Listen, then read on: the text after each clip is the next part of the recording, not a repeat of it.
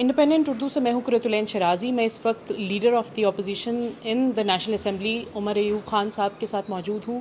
بہت شکریہ وقت دینے کا. بہت شکریہ جی. 9 مئی کو 1 سال مکمل ہو چکا ہے.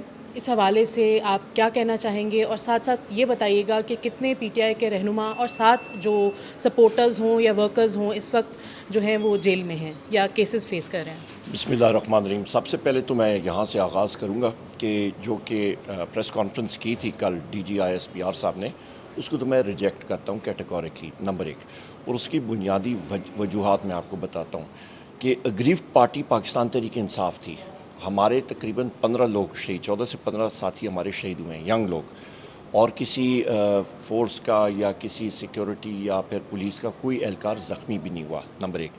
نمبر 2، جو لاہور میں جو موب آیا تھا لبرٹی سے، تو وہ بالکل پولیس لائنز کے سامنے سے گزرا تھا. پولیس کہاں پہ تھی اس دن؟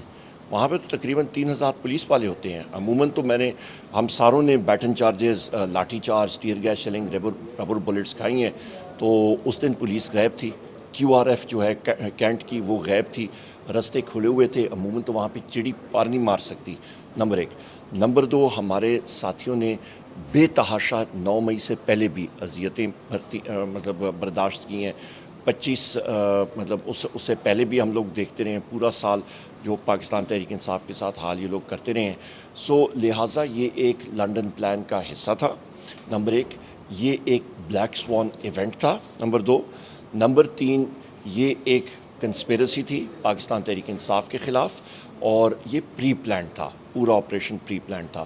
اور اس کے تحت پھر پاکستان تحریک انصاف کے لیڈرشپ، میرے وزیر اعظم عمران خان صاحب کو، بشرا بیوی کو، شاہ محمود قریشی صاحب کو، چودھری پرویز الہی صاحب کو، ہماری خواتین کو، مردوں کو، ہمارے ورکرز کو ملٹری کورٹس میں، ہم ساروں کو، ابھی آج صبح بھی میں کیسز بھگت کے آ رہا ہوں، تو ہم ساروں کو دیوار کے ساتھ لگایا گیا تھا یہ سوچتے ہوئے کہ پارٹی ٹوٹ جائے گی. دیکھیں، پارٹی ایک نظریہ ہے، اور نظریہ ہے آئین اور قانون کی بالادستی.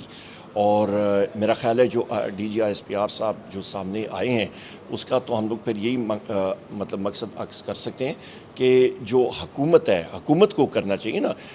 آئی ایس پی آر ایک ادارے کا سپوکسمین ہے، اور وہ انٹر سروسز پبلک ریلیشنز ہے. وہ پولیٹیکل پارٹی یا پولیٹیکل سپوکس پرسن نہیں ہے، یا کسی ادارے کو سامنے آ کے بات کرنی چاہیے تھی. وہ پرائم منسٹرز آفس ہے، وہ سامنے آ کے بات کرتے تو تب ہم لوگ بات سمجھتے. یا defence minister on the floor of the house بات کرتا، یا ڈیفنس منسٹر جو ہے وہ کہیں پہ پریس کانفرنس کرتا، تو political forces versus political forces ہم لوگ اس کا رسپونڈ کرتے.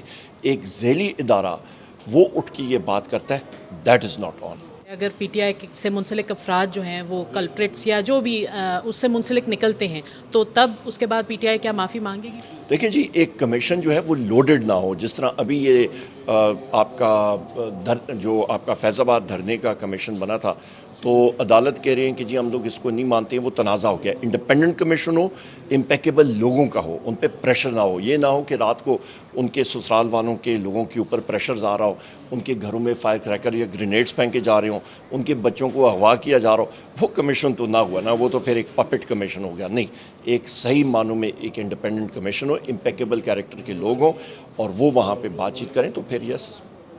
سر مجھے یہ بتائیں کہ پی ٹی آئی کی جانب سے کہا گیا کہ استعفے جو ہیں وہ دیے جائیں گے، تو کیا یہ آپشن جو ہے وہ استعمال ہو سکتا ہے؟ دیکھیں جی، استعفوں کی بات جہاں تک آتی ہے، وہ تو وزیر اعظم عمران خان صاحب جس وقت حکم کرتے ہیں وہ کریں گے.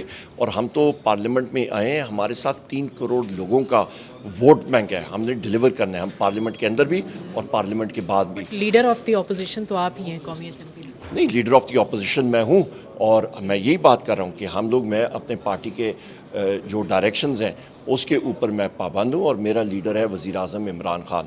وہ جب حکم کریں گے اس کے مطابق ہم لوگ چلیں گے. تو مجھے یہ بتائیے کہ عمران خان صاحب نے ہی 3 رکنی کمیٹی بنائی مذاکرات کے لیے ملٹری اسٹیبلشمنٹ سے، تو کیا رابطوں کی یا جو مذاکرات کا آغاز جو ہے وہ ہوا ہے؟ نہیں، کسی نہیں، پی ٹی آئی کیوں کرے کسی سے رابطے کا آغاز؟ سر آپ کے سمیت 3 رکنی کمیٹی بنائی تھی عمران خان صاحب نے بالکل بنائی تھی. مذاکرات کے لیے، تو کیا ان کا آغاز نہیں ہوا؟ نہیں، کسی قسم کا نہیں ہوا آغاز. دیکھیں، ہم تو پارلیمنٹ میں ہیں، ہمارے پاس لوگوں کا مینڈیٹ ہے، ہم لوگ لوگوں کے مینڈیٹ کے ساتھ آئے ہیں الحمدللہ. میں نے تقریباً 1,93,000 ووٹ میں نے لیے، آپ کے بیرسٹر غور صاحب نے لیے ہیں، شبلی فراز صاحب سینٹ میں ہیں. تو سارے ساتھی جو ہمارے آئے ہوئے ہیں وہ ایک عوامی مینڈیٹ کے ساتھ آئے ہوئے ہیں. کس نے بات چیت کرنی ہے ان کو ہمارے ایڈریسز فون نمبرز پتہ ہیں. مطلب ہم لوگ ایک جمہوری پارٹی ہیں اور میننگ فل ڈائلاگ ملک کے لیے ہم ساروں سے کریں گے پر ایک طریقہ کار سے اور اوپن انوائرمنٹ میں. تو اس کا مطلب یہ ہے کہ رابطہ بھی کوئی دوسری جانب سے نہیں؟ کوئی نہیں ہوا. دوسری جانب سے آپ ملٹری اسٹیبلشمنٹ یا ISPR یا کسی اور سے سمجھتے ہیں تو نہیں, کسی سے کوئی نہیں. کسی سیاسی جماعت کی جانب سے؟ کسی سیاسی جماعت کی طرف سے بھی نہیں. تو یہ بتائیے گا کہ کیا فواد چودھری جو ہیں PTI میں واپس آ چکے ہیں یا آ رہے ہیں, اور ان کے علاوہ کون سے جو ہیں سیاسی رہنما جو کہ پارٹی چھوڑ چکے تھے وہ واپس آ رہے ہیں؟ دیکھیں جی, جن صاحبان کا آپ نام لے رہے ہیں ان کو ٹرمینیشن نوٹسز ایشو کیے گئے تھے پہلے, اور یہ جو رائٹ ہے یہ صرف وزیر اعظم عمران خان صاحب کے پاس ہے.